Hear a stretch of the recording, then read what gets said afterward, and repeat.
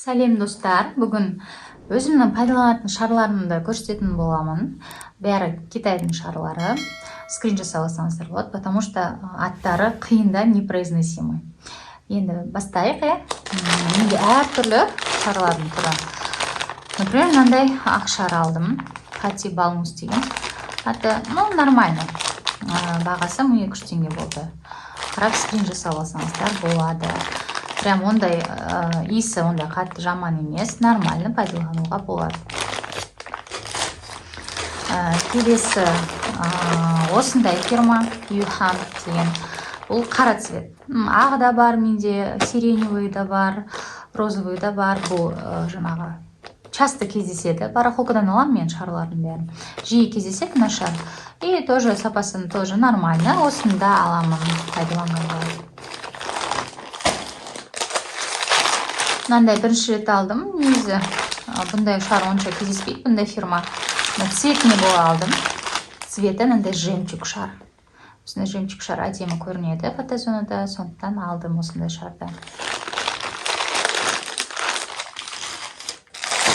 Келесі мынаны жолдасыма кейін болатын. Бұндай фирманы онша ала бермеймін, білмеймін. Ұнамайды, сырты да ұнамайды. Кішкене арзандау бұның бағасы, 900 теңге ма сондай. Просто жасыл түсте осы ғана болыпты. Соны жолдасым осыны әкеп берді. В принципе, мне кажется, бәрінің качествосы бірдей, сапасы бәрінің бірдей. Ондай асып-тасып баратқан күшті кереметі жоқ ішінде. Келесі мынандай шар, воздушный шары деген бұл фирма басқа жақтікі. Китайский емес. Бұны бірақ мен барахолкадан емес, осы өзім тұрып жатқан жерден магазиннен ала салғанмын. 1000 теңге екен, алып көрдім, бірақ цвет маған онша ұнамады. Но, в принципе, пайдаланып тастауға болады. Келесі шарым осындай. Барахолкадан алдым. Тоже бұндай цветтері ұнады. Сосын алдым цветтері. Сары, мятный болды, персиковый болды, розовый болды. Сонымен толтырып алып алдым осы цветті.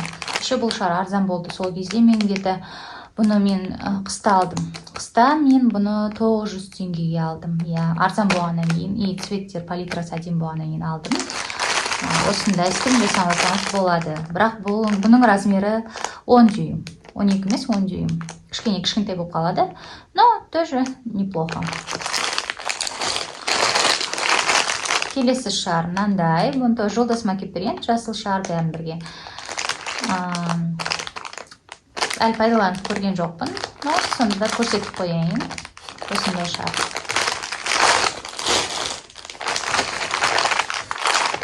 Келесі шар фирма осындай. Бұны тоже барахолкадан емес, осы өзім жақтағы магазиннен ала салған болатынмын. Тоже китайский шар. И цветін көрініште алғанмын, цветі тоже ондай керемет емес екен. Но болады тоже.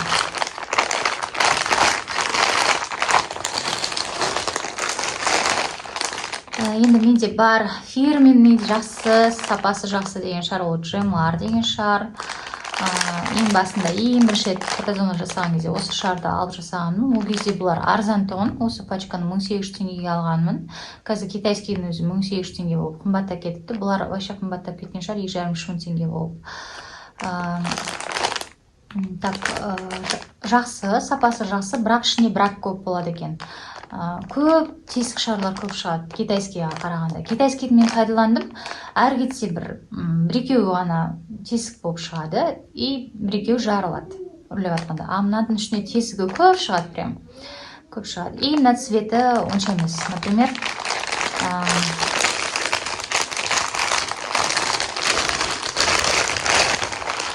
насыщенно розовый болып тұр ғой. Үрлесеңіздер светлый, бледный розовый болып кетеді и вообще әдемі болып көрінбейді. Сондықтан онша ұнаған жоқ. И осы пачкасы әлі тұр. Өйткені пайдалануға ұялам бұны фотозонаға жасауға. Цветі онша әдемі болып көрінбейді. Бірақ сапасы немен айырмашылығы немен Китайда. Бұның, например, китайскийді пайдалансаңыздар. Мен китайский пайдаланам ғой, и пайдаланып фотозоны жасағаннан кейін қолдарын сразу жарылып кетеді, кеуіп кетеді. Сондай сухой болып қалады қолым. как будто мыналарын пайдаланып үрлеп жатқан кезде бетінде бір присыпкасы бар сияқты. Сол присыпка қолда қалып қояды да, қол жарылады, ана жердің бәрі жарылып кетеді. Тілінеді, сосын обязательно менікі тілінеді, қанайды. Китайский пайдалансам. Джемарды пайдалансам, ондай болмайды. Сыртында ешқандай ондай порошогы, присыпкасы жоқ. Қолың нормально, ондай бұзылмайды. Сол качествосы материалында жасалынған. Келесі енді тоқтап кететін ол хром шарлар. Ішінде 50 штуктан болады хром шарын. Иісі енді қатты шығады, китайскийдің хром шары. Осында екі фирма бар менде. Енді екеуін салыстыратын болсақ, мынау жақсырақ екен. Мынау кішкене качествосы ондай біртүрлі. Мынау более-менее, бұның қасында жақсы. Енді келесі гигант шарымды көрсетейін. Осындай гигант шар.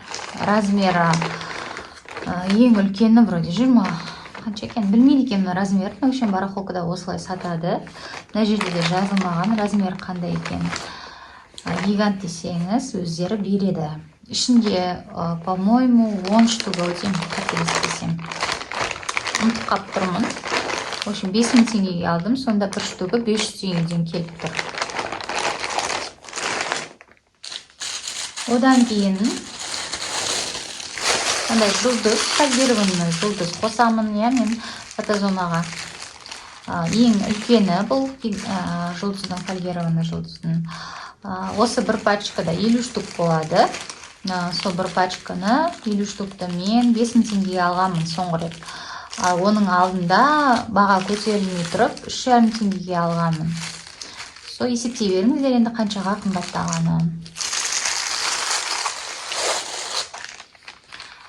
Келесі біздің шарымыз ол Sempertex. Бірақ пачкасы бар. Осы менде Sempertex'тің күшті шар, енді ұнайды маған. 5 дюйм шар, хром. Бұл маған оформленияға, жаңағы декорға керек, арасында әдемі болып тұру үшін қосамын. Китайский шарлардың хромнан 5 дюйм іздесем таппадым. Даже мынандай простой шардың 5 дюйм іздесем таппадым, барахолкада жоқ мүлде. Сонымен енді амал жоқ, осы Sempertex'ті алдым. Алғаныма сенесіздер ме, күзде алдым бұны, күзде алдым. Ішінде 50 штук болады. Пайдаланам. Әлі тұр, неге қараңыздар. Сол кезде бағасы где-то 2100 болды ма, 2200 болды ма, сондай болды. Қазір енді қымбаттап кеткен шығар. Качествосы, конечно, сразу білінеді мына хром шарымен, мына хром шардың качествосын салыстырсаңыздар, енді керемет мынау.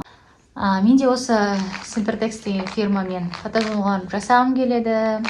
Бірақ бұлар өте қымбат. Фотозона жасасам бағасы 70-80 мың теңге болып кетеді. Оны енді біздің ауылдық жерде ешкім алмайды. Сондықтан китайский шарларды пайдаланамын. Менде шарларым осындай. Видеом пайдалы болды деп ойлаймын.